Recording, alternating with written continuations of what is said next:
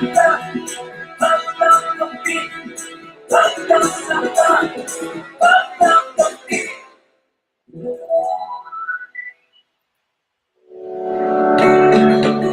programang ito ay hatid sa inyo ng Equilibrium Probiotics. Ito ay ang bagong food supplement na gawa sa mga piling gulay at prutas at dumaan sa isang masusing proseso para mapangalagaan ang inyong kalusugan.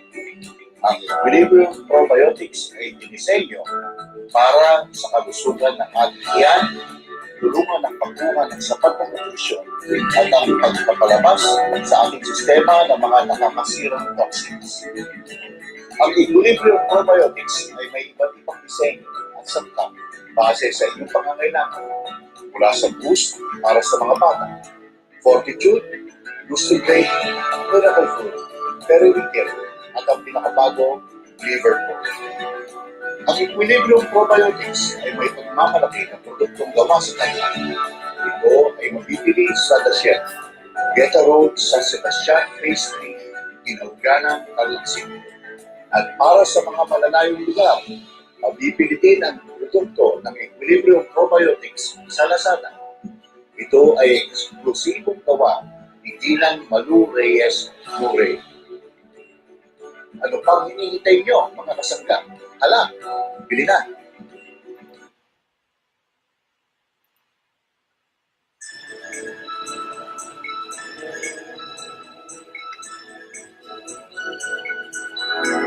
Magandang umaga po sa kanilang lahat, mga kasangga. At nandito naman po ang ating regular program ng MSB Kape at Balita sa Umaga. Samahan niyo po ang inyong Kuya Dong sa ating news reading for today. Yung mga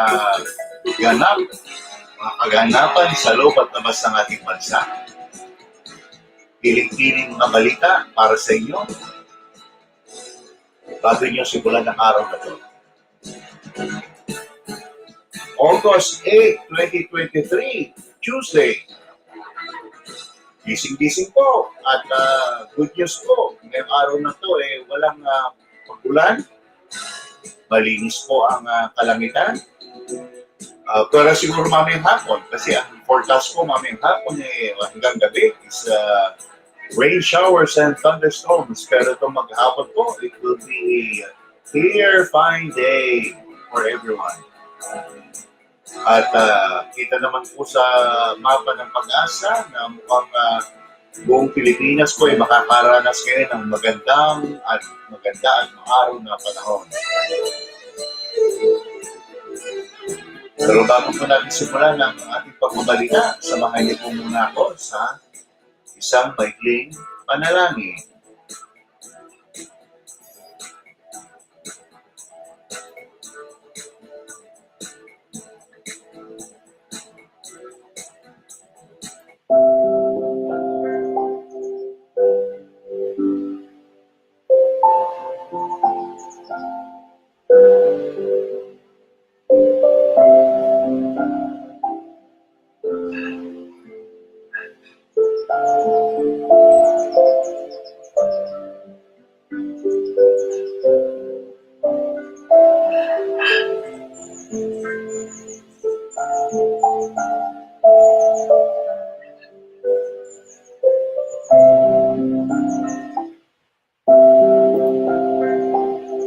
Sa ngalan ng Ama, at Anak, Espiritu Santo. Amen. Mahal naming lumikha, maraming salamat sa bagong araw na ipinagkaloob ninyo sa amin. Sa mapayapang gabing lumipas at sa patuloy na pagbuhos ng iyong mga biyaya sa amin at sa aming bayan. Naway ipagkaloob mo pa sa amin ang lakas at tibay ng loob upang mapaglabanan ang kasamaan at manatili po kami sa paggawa ng mabuti sa kapwa at sa pagsunod sa iyo, tinurong tamang landas. Lahat ng gawain namin, inaalay namin sa iyo, anak na si Jesus, aming Panginoon. Amen.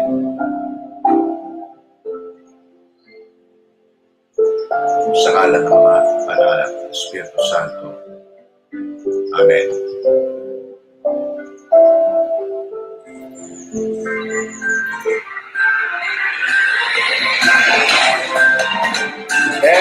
MSB Kape at Balita sa Umaga.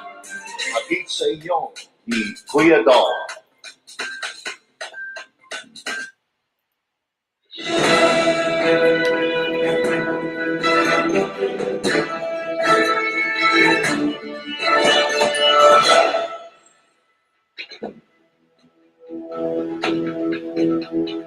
And here's a summary of our top stories for today. August 8, 2023, Tuesday. Government vows Philippines will never abandon Ayungin. Sara Little Fund. Education intertwined with national security.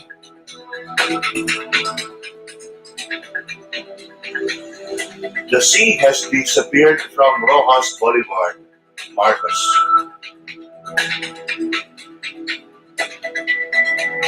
South Korea will hold next Catholic Youth Festival. Hope.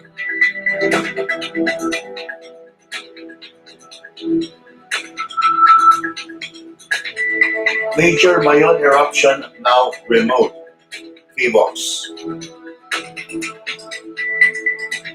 No typhoon seen this week. 3 Kalinga barangays under watch for pole violence.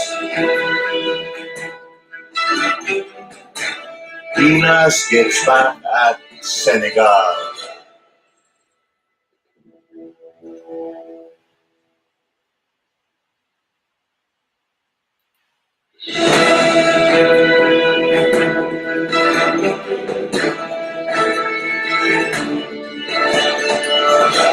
Starting off with our top story. Our top story is brought to you by Equilibrium Probiotics. Please scan the QR code to see the health benefits. Good morning, TikTok, and good morning, Instagram. And good morning to YouTube. And for those who join me in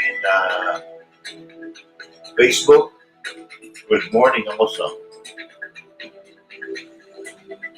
So government vows Philippines will never abandon Ayungin. Report by Rainier Alan Ronda and Helen Flores to the Philippine Star. NSA slams blockade of show. Manila, Philippines. Under threat of being surrounded and blockaded by Chinese vessels, the government vowed that the Ayungin show will never be abandoned by Filipinos.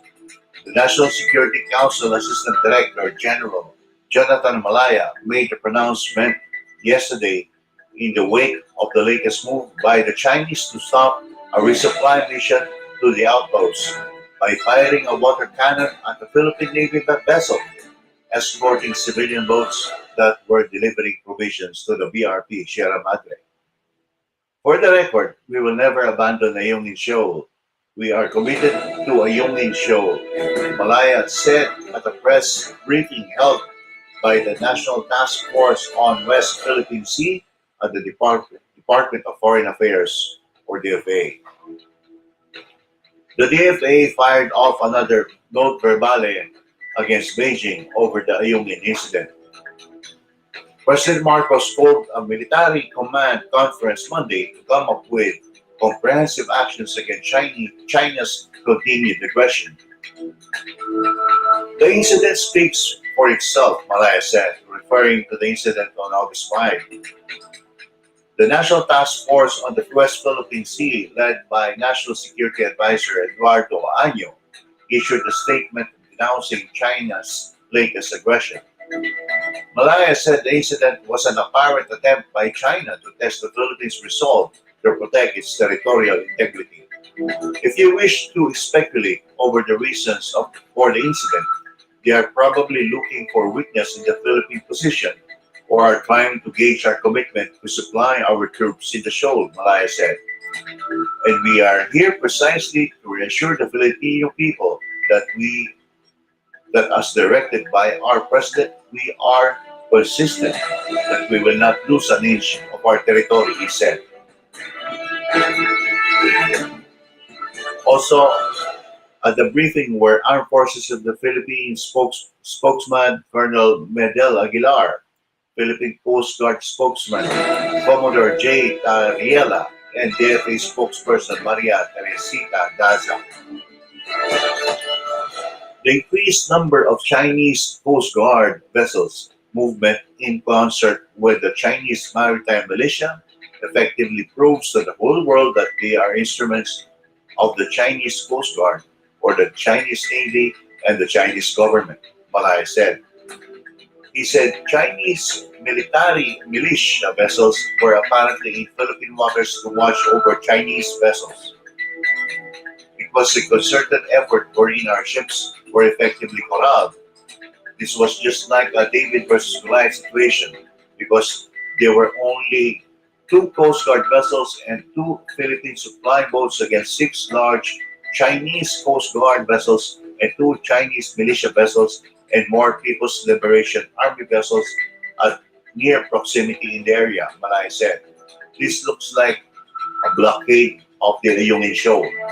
He said it clearly showed the increased deployment of the Chinese Coast Guard vessels, the most number in recent memory. Mission valid. Malaya also said that the AFP was well within its rights to send out rotation and reprovisioning or RORE missions to Ayungin Shoal. When we do resupply missions, we are exercising our rights under international law because, as mentioned, we have a permanently stationed Philippine Commissioned Navy vessel in Ayungin Shoal, Malaya said.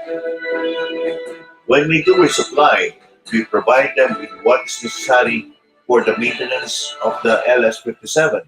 So we provide food, we provide everything, provisions, irrespective of what China says. It is our right to bring whatever is necessary to maintain the station and ensure that our troops are properly provisioned, he said. The AFP also emphasized it would continue to resupply its small outposts on BRP Sierra Madre as it demanded explanation from the Chinese of their latest act of provocation when they fired water cannon at the Philippine Navy resupply vessel. BRP Sierra Madre is a commissioned vessel of the Philippine Navy. It is therefore the Navy's responsibility to man it and maintain it for the safety of our troops deployed there. Aguilar said at a press briefing referring to the decrepit World War II era landing ship that deliberately beached at Ayungin Shoal to serve as an outpost for a handful of Marines. Aguilar said the incident, which happened last August 5, prevented the Navy from delivering supplies to the outpost. The RORE, as recognized by many countries, is a legal operation being conducted by the armed forces through the Philippine Navy within the country's exclusive economic zone, Aguilar said. We will continue the RORE mission to ensure the well-being of our Marines and sailors and to perform our obligations in the region, he pointed out. The world probably is expecting a better explanation from the China Coast Guard, Pilar said, because right now they cannot just hide their action behind the term necessary control because their acts contradict what they are saying. He said the AFP has expressed appreciation for the bravery and commitment of all those involved in the RORE mission. Marcos was asked about the incident in an interview in Malolos, Bulacan, after attending a situation briefing and distributing aid to flood victims in the province. Marcos said the Foreign Affairs Secretary Enrique Manalo delivered on Monday a note verbale to Chinese Ambassador Wang Xilian. He said the government would wait for Chinese response as he refused to discuss the operational aspects of the recent incident involving the CCG. But we continue to assert our sovereignty. We continue to assert our territorial rights in the face of all these challenges and consistent with the international law and UNCLOS especially, the President said, referring to the United Nations Convention on the Law of the Sea.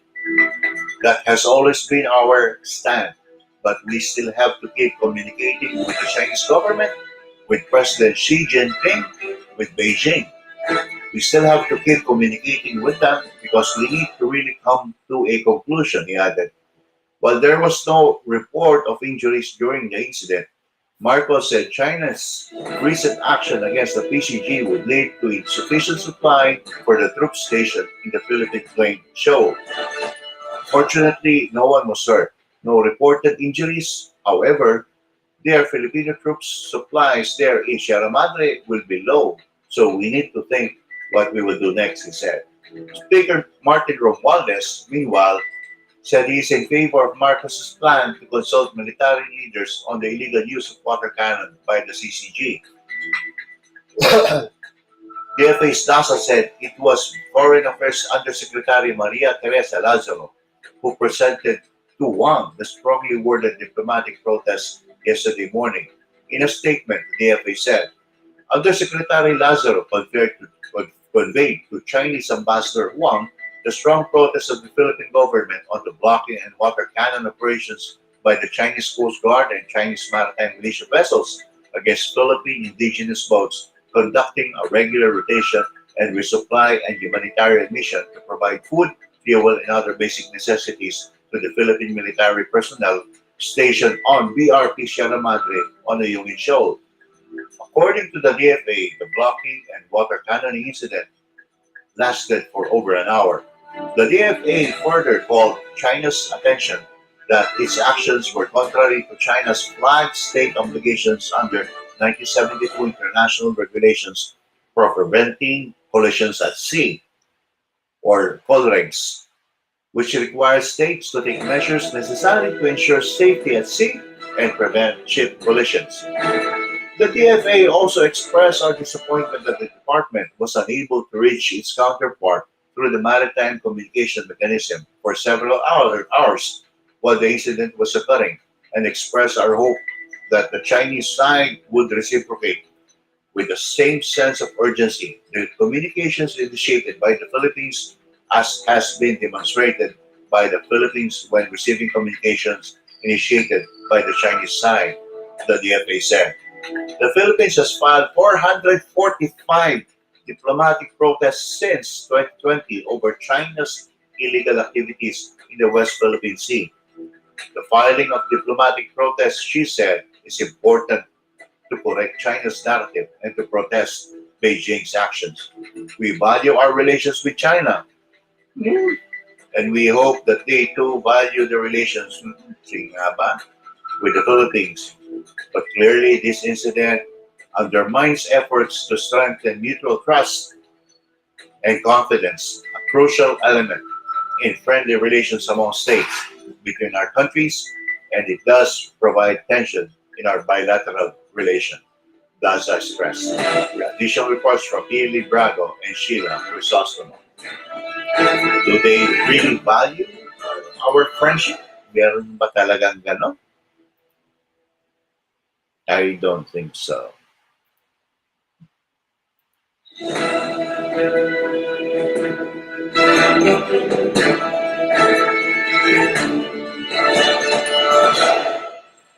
Sarah on Intel Fund. Education intertwined with national security. With reports by Jose Rodel Capano and Elizabeth Marcelo to the Philippine Star. Manila, Philippines. Pointing out that the education sector is intertwined with national security, Vice President and Education Secretary Sara Duterte yesterday defended the Department of Education's requested 150 million peso budget for confidential expenses in 2024. In a chance interview with reporters on the sidelines of the DepEd's Balik Eskwela 2023 National Kickoff Ceremony at Tarlac National High School in Tarlac City, Duterte said she is leaving it up to Congress to decide on the DepEd's request, but maintained that the agency needs a confidential fund to play its role in national security. Because education is intertwined with national security, napakahalaga na it's very important that we mold children who are patriotic, children who will love our country and will defend our country, she said when asked why her agency needs a confidential fund. The Vice President did not give a breakdown on how the DepEd intends to use its requested 150 million peso confidential fund. Instead, she said there is already an existing set of guidelines on the fund's proper use and liquidation.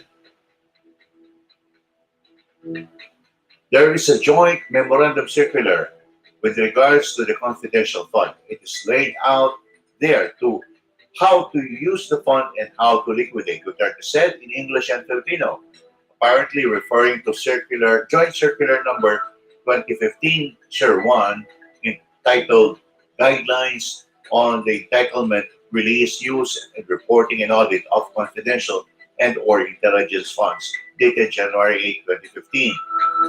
And by its nature, it's a confidential fund, so we cannot discuss how we will use it in operations. Yeah, she added. The joint circular was issued by the Department of Budget and Management, Commission on Audit, Department of National Defense, Department of Interior and Local Government, and the Governance Commission for government-owned and controlled corporations. The joint circular states that all allocations under confidential funds and intelligence funds shall be supported with a fiscal and financial plan indicating the proposed amount allocated for each program, activity, and project, for disbursements pertaining to confidential expenses and intelligence expenses shall be based. In an interview with Radio DCWB last Sunday, DepEd spokesman Undersecretary Michael Powa emphasized that the agency's requested confidential fund would be used to collect necessary information that would address illegal recruitment activities in schools and academic institutions nationwide. Kala ko ba mahina na NPA? We must admit that recently there have been a lot of intel activities, recruitment happening inside the schools. That's why we need funds to collect the necessary information. The information will be used to formulate and implement targeted projects, activities, and programs against these things that pose a risk to our learners and teachers, Powa said in Filipino. In a statement issued yesterday, House Deputy Minority Leader and Alliance of Concerned Teachers Party List Rep. Franz Castro hit the DepEd's plan, saying it would put under surveillance students and teachers who are being suspected by the Education Department to be involved in illegal recruitment. Is the DepEd now a police or military agency that is conducting surveillance operations on students and teachers? It has not even scratched the surface in solving the learning crisis, as well as providing adequate classrooms and a substantial salary increase for teachers, as well as hire more teachers. And now it is conducting surveillance, Castro said. With additional reports from Mark Ernest Villesa and Cecil Suerte Felipe.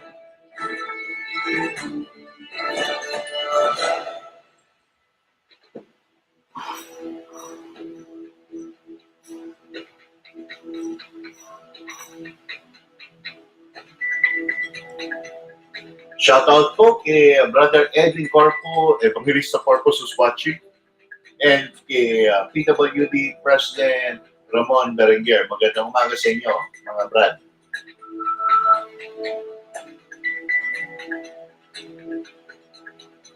Moving on to our next top story. Good morning, dude. Brother Sanchez Tamayo Dudski is watching. Magandang umaga sa iyo, Brad.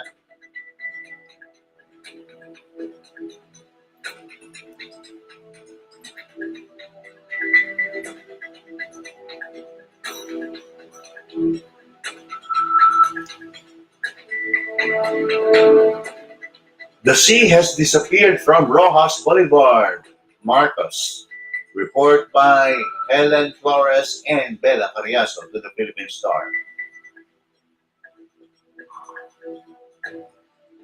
Manila, Philippines. Several problems have been found involving the reclamation projects in Manila Bay, President Marcos said yesterday, as he lamented that the sea has disappeared from Rojas Boulevard. Marcos made the remark during a situation briefing in Malolos City, Bulacan, after a local officials had said the ongoing airport project in the province is being blamed for the severe flooding there. All are suspended. All reclamation projects are under review except for one, which has allowed to push through as it was reviewed already, the president said. He did not identify the project. This is another big problem that we need to address, Marcos said. On Rojas Boulevard, the sea is gone. During a recent press briefing at Malacanang, Environment Secretary Maria Antonia Yulo Loizaga said the agency is assembling a team of scientists and experts to conduct a cumulative impact assessment of Manila Bay reclamation projects. So we have started to talk to the president, to the different scientists that will be part of that, she said.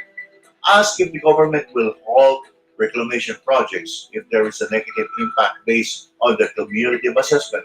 Luisana said, I think what's important is reclamation has a certain value, obviously in terms of economy, include fisher folk.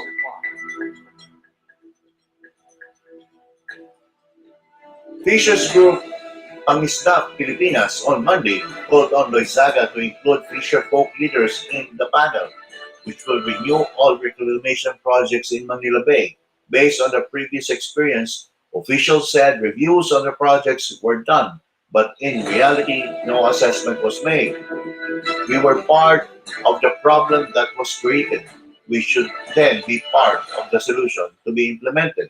Pangisda Pilipinas National Chair Pablo Rosales said.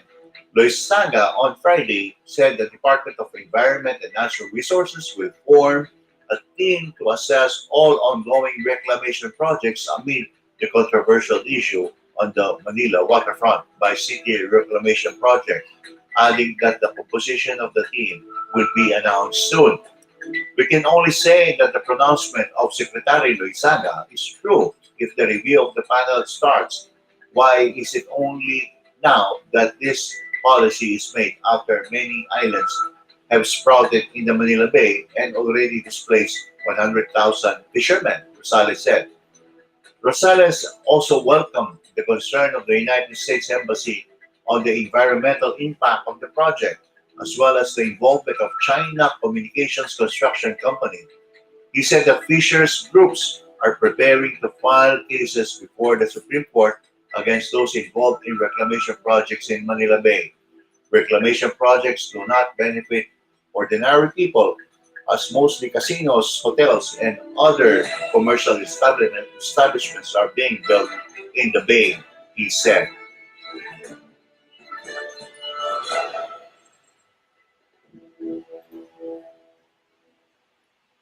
Moving on to our global top story.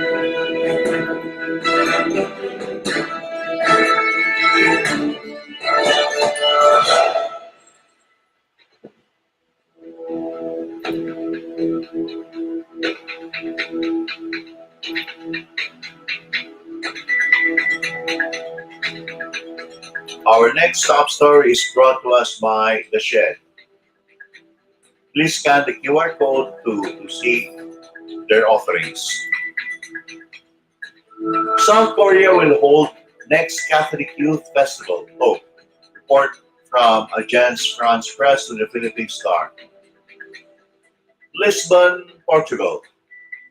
South Korea will host the next World Youth Day, a major Catholic youth festival in 2027. Pope Francis said on Sunday at the close of this year's event in Lisbon.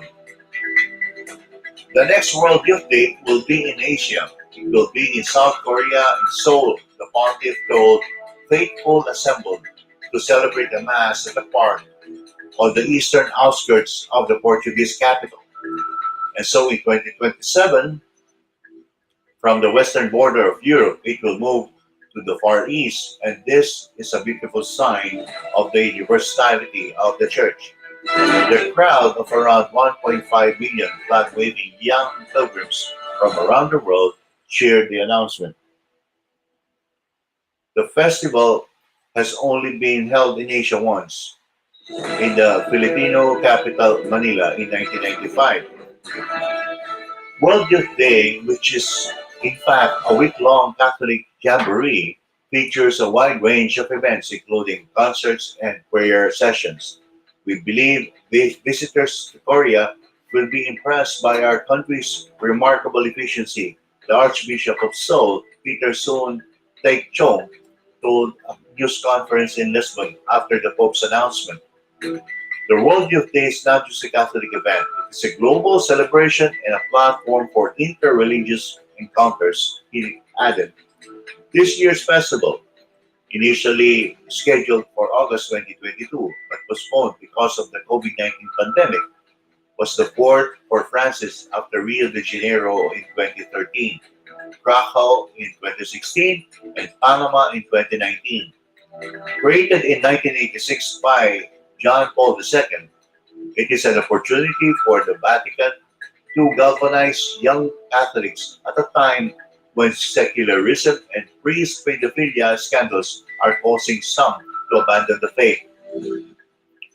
Pope Francis visited South Korea in 2014 in what was the first trip to Asia by a pontiff in 15 years. The country is one of Roman Catholicism's few strongholds in Asia. About 11% of South Korea's population of around 52 million people are Catholic, a number that has increased in recent decades.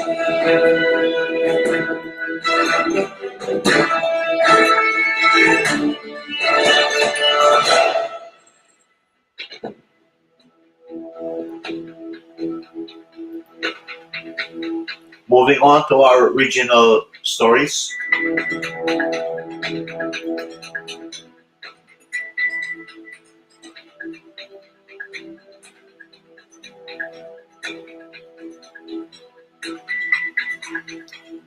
Major Mayon eruption now remote, Phoebox.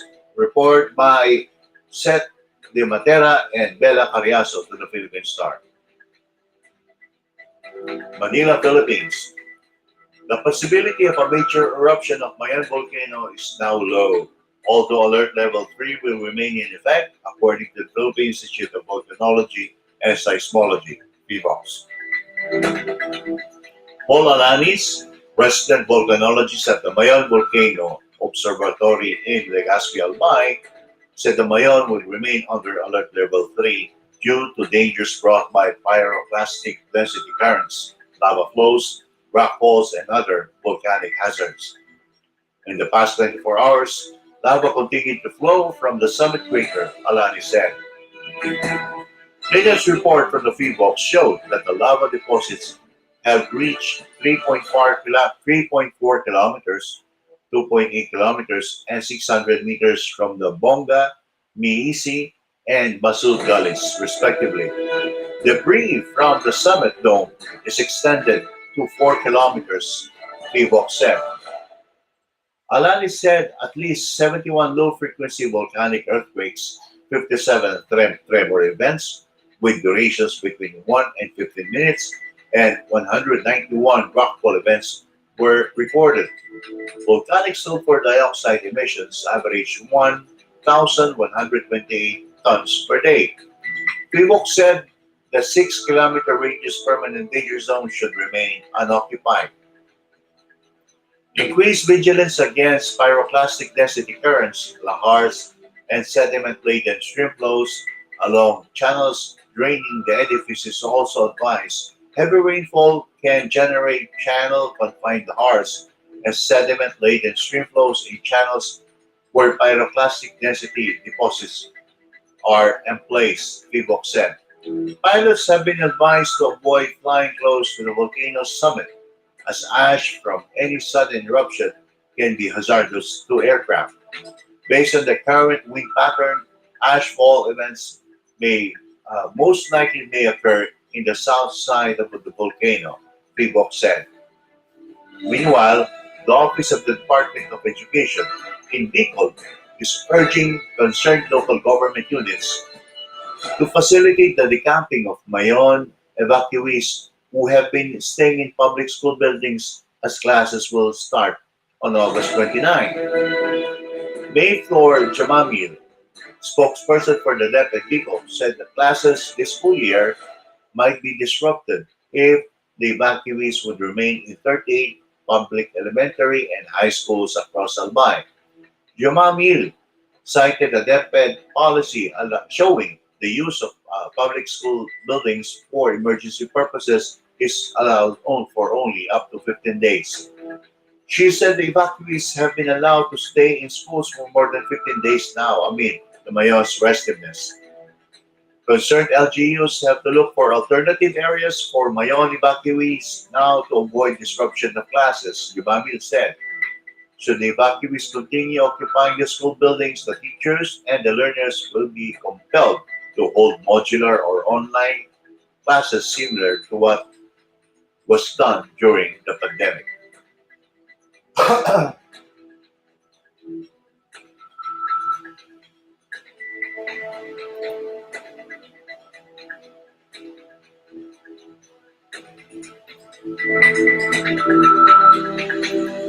Moving on to our regional stories. No typhoon seen this week, report by Bella Carriazo to the Philippine Star. Manila, Philippines. State meteorologists are not expecting any typhoon to enter the Philippine area of responsibility this week despite the cloud clusters in Mindanao. Obed Madrina, weather specialist at the Philippine Atmospheric, Geophysical and Atmospheric Astronomical Services Administration, said no weather disturbance is expected in the next 7 days. The southwest monsoon is still being enhanced by Typhoon Falcon, which is now in southern Japan, but its effect is still felt in the western part of Luzon, Badrina said. He said the possibility of the cloud clusters in Mindanao developing into typhoon is slim. A majority of areas in Luzon, the Visayas, and Mindanao will experience generally humid weather, Badrina said, noting that rain showers and thunderstorms will occur in the afternoon and night.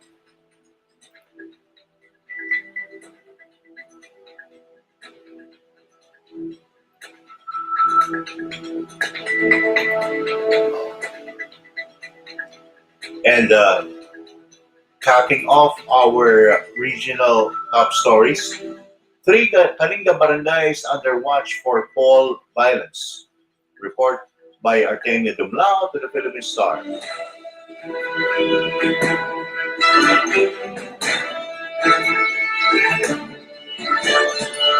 Baguio City, Philippines. Authorities are closely monitoring three villages in Kalinga province due to possible pole violence as the barangay and Saguniang Kabataan elections approach. The villages of Mabongtot, Upper Uma, and Western Uma in Lubuagan Town were categorized as critical areas by the Commission on Elections. The election period for the barangay and SK election starts on August 28. Filing of certificates of candidacy will be from August 28 to September 2. A gun ban will be implemented and checkpoints will be set up by the police and the military. The Comelec office in the Cordilleras said the three barangays have a history of all-related violence and intense political rivalries. Aside from the three Kalinga barangays, 13 others in Abra were categorized under yellow alert for having a history of political violence.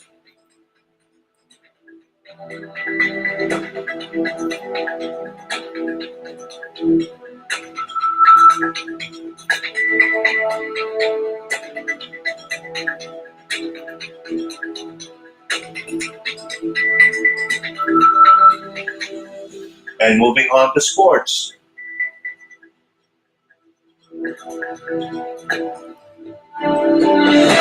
Gilas gets back at Senegal. Report by Olmain Leba to the Philippine Star.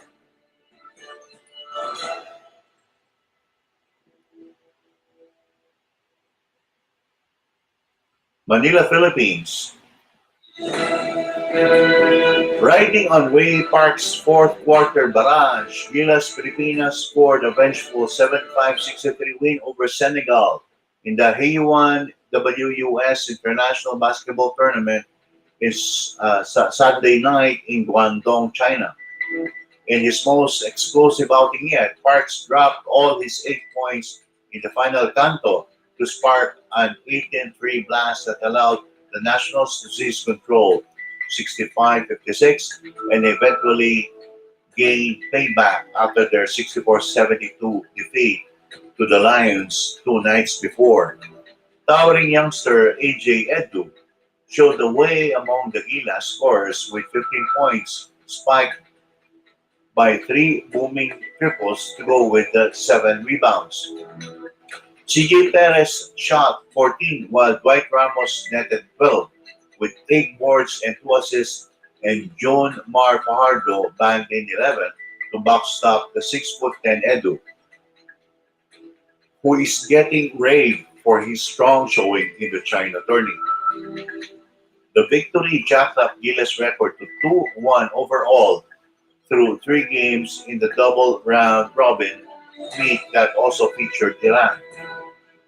The Filipinos were scheduled to plant the Iranians last night, eyeing a repeat of their opening 76-65 romp and a winning end to this part of the pre-WC preparations. From China, Gilas will return to Manila to join forces with Film NBA star Jordan Clarkson in the final phase of their build-up for the August 25 to September 10 campaign. Clarkson boarded his flight to the Philippines yesterday out of LA. Gilas coach Chuck Reyes is confident the former NBA Six-Man of the Year is ready to lead the home team against powerful Group A rivals, the Dominican Republic, Angola, and Italy. We've been exchanging thoughts and ideas already, and okay siya with the role he'll play. He has accepted it. He knows what we want from him, and I think he's up to the challenge, said Reyes.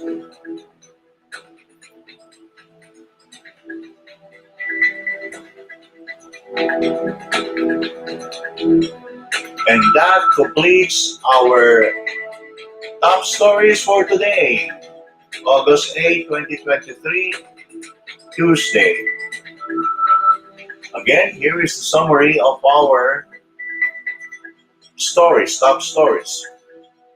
Government vows Philippines will never abandon Ayungin. Sara on Intel Fund, education intertwined with national security.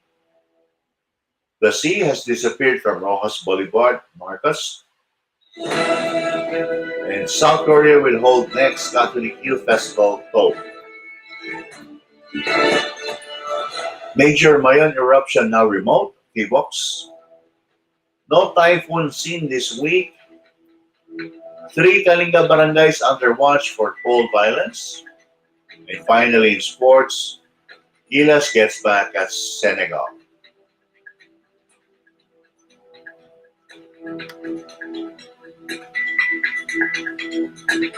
At dyan po nagtatapos ang ating pagbabalita ngayong araw na to.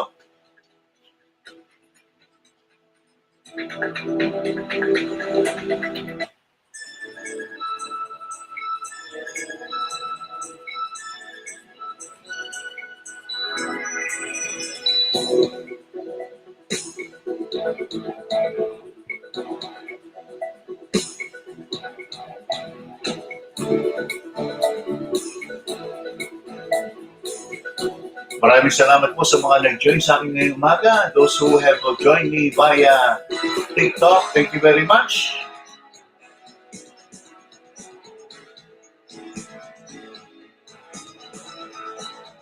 Okay, Resplendor Lou, thank you very much for joining me, sir. Sa ating mga nanood sa Instagram also, thank you very much. And of course, sa ating regular viewers ng FB live streaming, thank you too for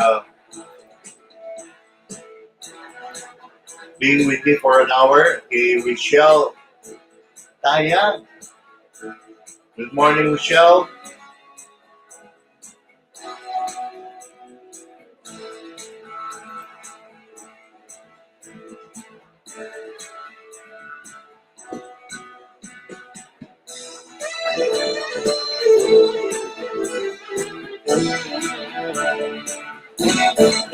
Kumusta? Shoutout na lang sa mga anak ni Michelle Tayang, our favorite baker.